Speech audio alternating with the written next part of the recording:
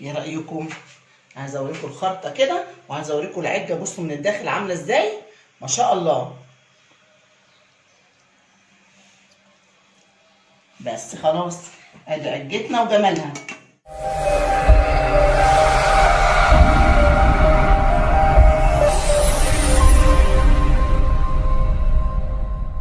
السلام عليكم ورحمه الله وبركاته. ازيكم يا حبايبي؟ عاملين ايه؟ اتمنى يا رب تكونوا كلكم بخير. النهارده باذن الله الوجبه بتاعتنا خفيفه جدا، كلنا بنحبها في المصيف، بنحبها في البيت، بنحبها في الشتاء، بنحبها في الصيف. حلوه يعني بتتحب. النهارده باذن الله هنعمل العجه المصري او العجه المصريه. طبعا العجه دي كلنا بنعملها بكذا طريقه. في مننا بيعملها بيحط كل المكونات بتاعتها على بعض، يعني زي ما بيقولوا كده ايه، ني في ني. وفي مننا بيديها تسبيكه جامده، تتسبك قوي. بعد ما تتسبك نحط بقيه ايه المكونات. والنهارده بقى باذن الله هنعملها بالطريقه الثالثه، هنديها التشويحه الخفيفه بحيث ان طعم البهارات هتظهر في العجه. تعالوا حبايبي نشوف المقادير النهارده عشان نعمل احلى عجه مصريه. بصوا حبايبي، الاول احنا معانا ايه هنا في الطبق الكبير ده؟ معانا بصله كبيره او بصلتين متوسطين، معانا طماطمايه كبيره تمام، او برضو 2 متوسطين. عندي فلفل الوان 2، عندي ده الفلفل الحلو، عندي فلفل اخضر 1 صغير او متوسط، عندي قرنين فلفل حامي عشان احنا عايزينها سبايسي، ودوت فصين توم متقطعين بالسكينه عادي، يعني مش مدوين في التوم في الهون. تمام يا حبايبي؟ يبقى فلفل، بصل متقطع خشن، تمام. طماطم، فلفل الوان اصفر وهنا اخضر، وفلفل حامي حار، وفصين توم. ماشي حبايبي؟ بصوا يا حبايبي، عندنا هنا ايه؟ كزبره.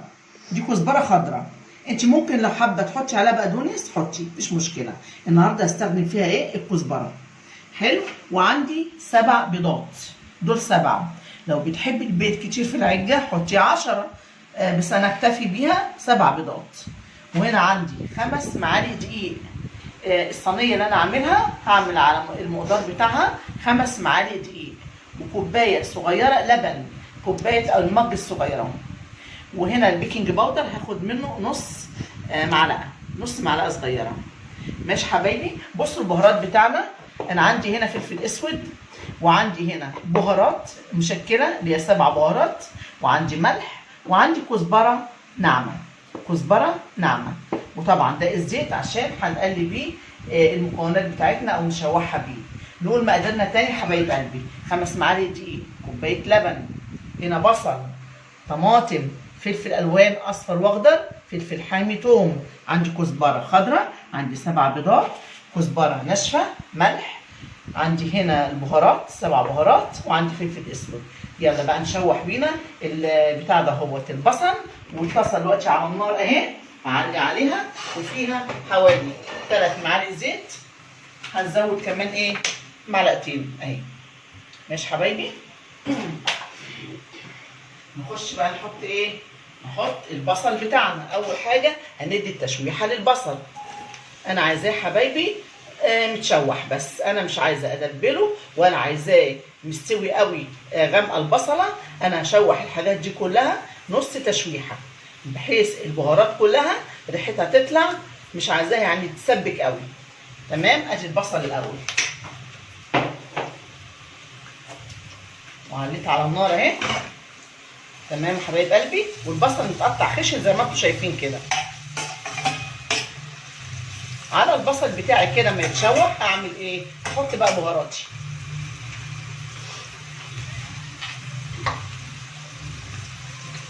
هنحط معلقه صغيره فلفل اسود اهي. تمام. هحط معلقه صغيره اللي هي 7 بهارات او البهارات المشكله. تمام يا حبايبي. هنحط معلقه صغيره ملح اهي، معلقه ملح صغيره، نقص شويه اهي. لسه عندنا ايه؟ الكزبره الناعمه. والكزبره دي بتفرق يا حبايب قلبي، بتدي ريحه للعجه وبتظهر تبقى جميله جدا. دي كزبره ناعمه مطحونه طازه. نبدا بقى نقلب البصل بتاعنا الجميل ده. ونشم بقى ريحه البهارات الحلوه دي فيه. احنا بقى بنشوحه كده بس. نعمل ايه؟ نحط بقى الفلفل الالوان. ادي حبايب قلبي الفلفل الالوان اهو، اللي هو الاصفر والاخضر والحامي. تمام. يلا بينا ندي العجه، حاجات العجه بتاعتنا كده الحلوه تشويحه، عشان ايه؟ تظهر الطعم ده كله، طعم البهارات وطعم الخضار ده كله يظهر في العجه. واللي عايز يعملها بطريقته زي ما هو متعود عليها مفيش اي مشكله حبايبي، كلها افكار بنعرضها على بعض، واللي يعجبكم اعملوه. ادي ايه؟ الفلفل بتشوح عشان ياخد من ريحه البصل.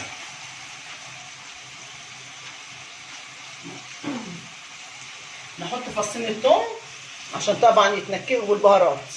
اهو يا حبايبي فصين الثوم كده خلاص.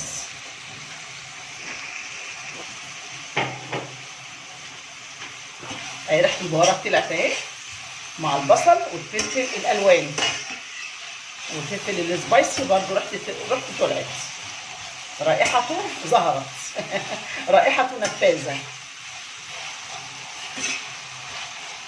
الله، ادي كلها اهي اندمجت مع بعض وظهرت. احنا مش عايزين يا حبايبي الحاجات ايه دي تدبل، عايزينها تكون ظاهره كده. بصوا عايزينها تكون ظاهره وكل حاجه فيها خشنه كده زي ما هي. نبدا بقى نحط ايه؟ الطماطميه بتاعتنا، الطماطميه الجميله دي الكبيره. يلا نحطها كده كده. خلصنا حاجتنا. يا الواناتك يا الواناتك. شايفين الالوان يا حبايبي؟ والطماطميه مش عايزاها تفضل برضو، عايزاها زي ما هي كده. بصوا حبايب قلبي، انا بس كده اطفي عليها واسيبها تهدى شويه عشان لما اجي احط البيض ما يستويش معاها بسرعه. اطفي كده عليها وناخد البوله الحلوه دي اهي ونخش نعمل المقادير بتاعه العجه. يلا بينا. ناخد حبايب قلبي البيض ال7 بيضات وايه ونطقشهم كده في البوله عشان طبعا نربهم، وشوف هنحط عليهم ايه تاني.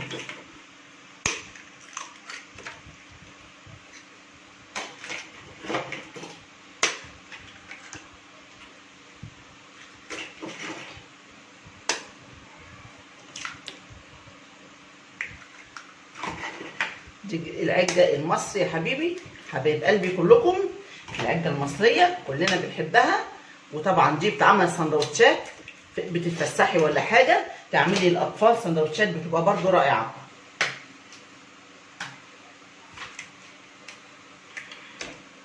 كده خلصنا حبات البيض بتاعتنا.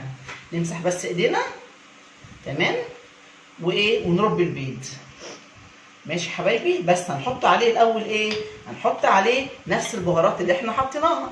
معلقه كزبره، انا بحب الكزبره دايما في اي حاجه، بحب اكتر منها. الكزبره دي جميله حبايبي، بتفرق والله في الطعم، رائعه. برضو حبه ملح صغيرين مش هكتر اهو، حبه صغيرين اهو. تمام. ونحط يا امامير، نحط برضو حاجه بسيطه كده اهو من ايه؟ من بهارات المشكله اللي حطيناها. لازم برضو ننكه البيض بتاعنا ماشي. ونحط برضو حاجه بسيطه فلفل ايه؟ اسمر اهو، عشان العجه بتاعتنا دي عايزين ايه؟ الروايح فيها بقى ونشمها. يلا بينا. البيض نربه شويه بالمضرب السلك.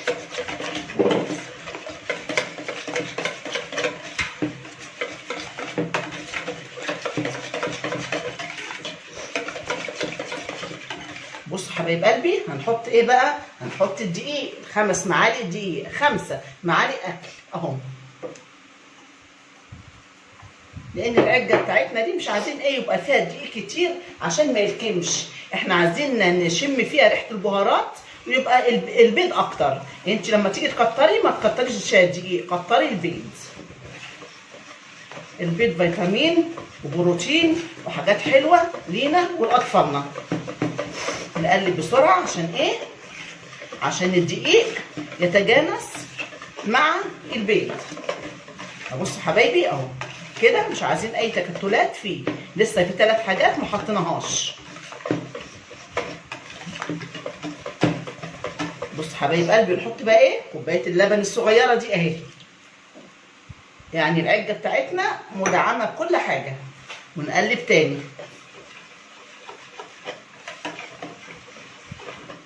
اهو شايفين يا حبايبي؟ اهو المكونات اهي بقت سايله وكل حاجه اندمجت فيها. فاضل ايه بقى يا حبايب قلبي؟ فاضل الكزبره الخضراء. وبعدين العجه دي برضو بتاخد اللهم صل على النبي، بتاخد بقدونس، بس انا بحب اكتر فيها حبه كزبره كده. بصوا حبايبي اهو، ادي الكزبره الخضراء تديها ريحه وطعم جميل قوي. بقى احنا حطينا كزبره ناشفه وكزبره خضراء. ماشي يا امامير؟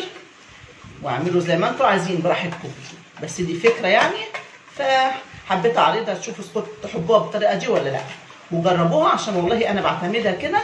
عايزه اقول لكم الطعم يعني خيالي. نحط بقى يا حبايبي نص معلقه صغيره بيكنج باودر اهو، بس كده. كمان حبه عشان الحبايب بس. البيكنج باودر ده برضو ما دي تعتبر فيها دي زي المخبوزات، فبتخلي العجينه ايه؟ هشه، بتخليها هشه من جوه، وتحسي انك بتاكلي ايه؟ حاجه مفرغه كده مش مكتومه، تدي طعم يعني حلو. بص حبايب قلبي، احنا كده خلصنا مقاديرنا كلها. هنا حطينا البيض وحطينا الدقيق وحطينا الكزبره الخضراء وحطينا حبه بهارات صغيره وكوبايه اللبن ونص معلقه بيكنج باودر. خلاص حبايبي، هنحط ايه بقى؟ المقادير بتاعتنا الحلوه دي كلها على الخلطه والتشويحه بتاعت الخضار اللي عملناه على النار. يلا بينا.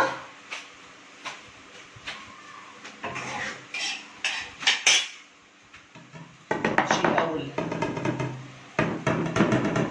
ماشي، نخلي ده هنا. بصوا حبايبي، ادي الخضار اهو اللي شوحناه على النار، هنحطه على خلطتنا دي اهو، كله بهاراته وتوابله وبكل حاجه فيه. يلا ننزل كده اهو.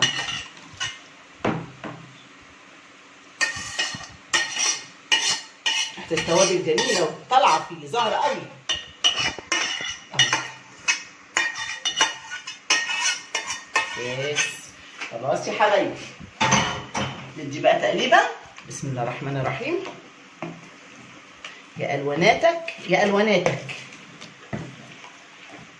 وبرده تدوقي الملح بتاعه حبايب قلبي. احنا كل حاجه بنحطها على النار او في الفرن قبل ما ندخلها ندوق الملح بتاعها. البهارات حلوه ومظبوطه، بس اهم شيء ايه؟ الحدوقيه بتاعت الاكل. ندوق كده بقى الملح. عايزه حبه كمان يا حبايب قلبي اهي اهو، حبه ملح اهو. عايزين حاجتنا تبقى طالعه ايه؟ مظبوطه، ولا ناقصها ملح ولا زايده ملح. تمام؟ وسبايسي يعني العجه دي سبايسي. انا حسيت دلوقتي الطعم الحار فيها. خلاص حبايبي اهي. نعمل ايه بقى؟ نجيب الصينيه بتاعتنا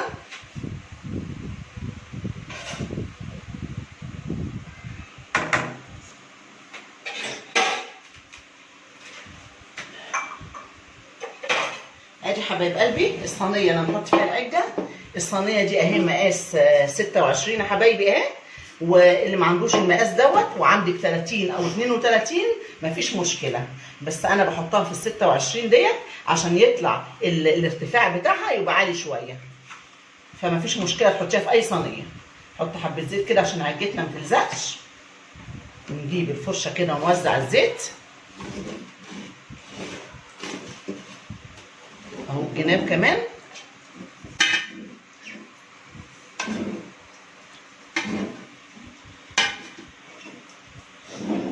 خلاص حبايبي،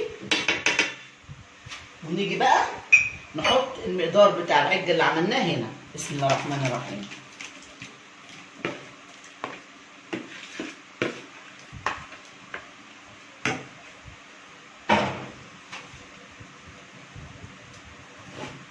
تكوني مولعه الفرن قبليها ب10 دقايق على 180، ما تعلوش قوي عشان العجه تستوي كويس. وحطيها على الرف اللي في الوسط، واول ما تشد معاكي العجه وتتماسك حطيها تحت الشوايه، هتاخد الوش الحلو دوت وتطلعيها.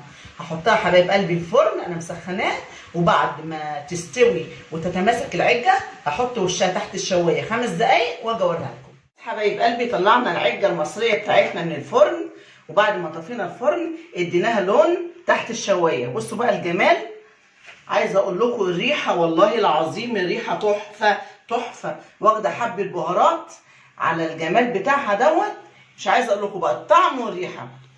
ودلوقتي هي طلعت اهي بجمالها وخضرها وحلاوتها دي اهي. يلا بينا بقى نقطع حته، نقطع خرطه ونشوف القوام والجمال بتاع العجه بتاعتنا.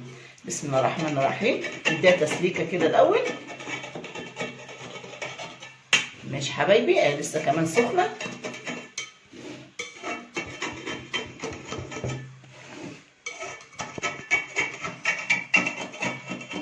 يلا بينا. بسم الله، بسم الله الرحمن الرحيم.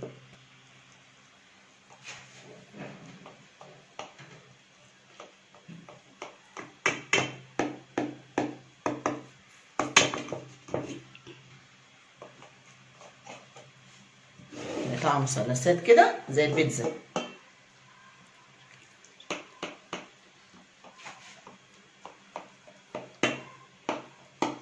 جميلة جميلة وخفيفة والله، وريحتها تحفة يا حبايبي، ريحتها تحفة تحفة من البهارات اللي فيها والخضرة اللي فيها والفلفل الألوان اللي احنا حطيناه. العجة البيتزاية حاجة يعني كده فاخر من الآخر.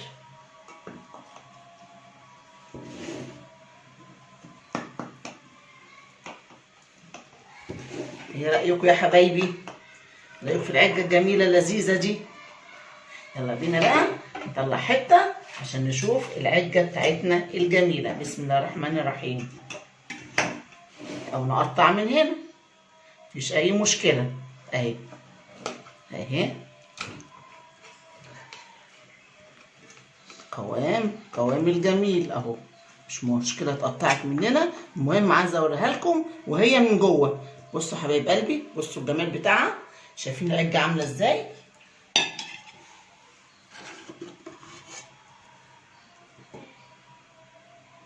دي بقيتها. يلا اهي حط حتة كمان.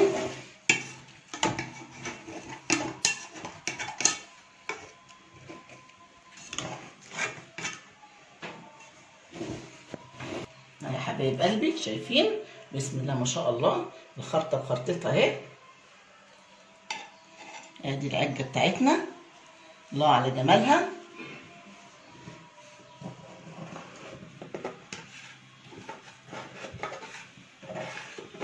اهو يا حبايبي، الله الله الله الله الله على العجة، الله يا عم الشيف. ايه رأيكم يا حبايب قلبي؟ بصوا بقى، يعني عجة كده فاخر من الآخر. نقطع كمان خرطة عشان حبايب قلبي. ايه رأيكم؟ عايزة اوريكم الخرطة كده، وعايزة اوريكم العجة بصوا من الداخل عاملة ازاي، ما شاء الله. بس خلاص، ادي عجتنا وجمالها. ناكلوا جنبها كده زيتون، ناكلوا جنبها مخللات، اي حاجة من دي اللي يعجبكم.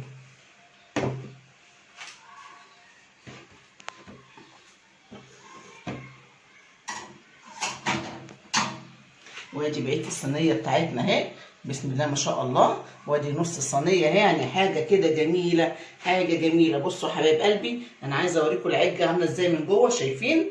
ولا هي مكتومه ولا اي حاجه. شايفين الخضروات اللي فيها عامله ازاي؟ اعملوها تعجبكم قوي قوي قوي.